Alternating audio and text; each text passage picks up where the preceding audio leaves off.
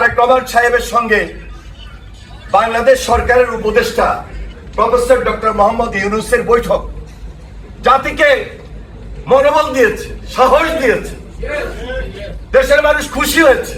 আমরা আশা রাখছি যে একটা উপযুক্ত সময় রোজার আগে ফেব্রুয়ারি মাসে ইনশাল্লাহ এই দেশে একটা গণতান্ত্রিক ব্যবস্থার মধ্য দিয়ে জনগণের সরকার প্রতিষ্ঠিত হবে ইনশাল্লাহ।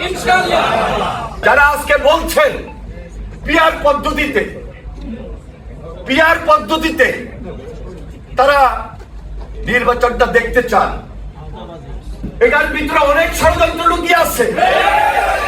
এটার বেনিফিশিয়ারি কে হতে পারে আমাকে আপনাকে চিন্তা করতে হবে। আজকে যদি পিআর পদ্ধতির কোন এই ধরনের কথাবার্তার মাধ্যমে কেউ সুযোগ পায়, সেখানে ফ্যাসিস্ট সেই সুযোগটা সর্বপ্রথম পাবে।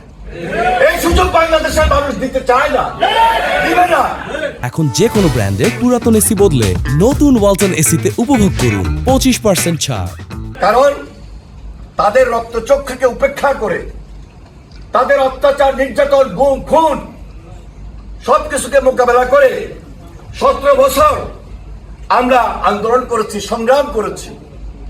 সর্বশেষ জুলাই আন্দোলনে শহীদ হয়ে সেই শিশু বাচ্চাটা, সেই ছাত্র, সেই যুবক, সেই সাধারণ মানুষ, সেই আমার নেতা, সে আমার কর্মী, সবাই আমরা আমাদের অনেকে প্রাণ দিয়েছি। আমরা জেলে ছিলাম, ডিবি অফিসে ছিলাম, ত্যাগ স্বীকার করেছি। তারপরেও বলেছি দেশ গড়ার কাজে আমরা সবাই এক এবং ঐক্যবদ্ধ থাকবে ইনশাআল্লাহ। সেই জন্য সকলের প্রতি আহ্বান,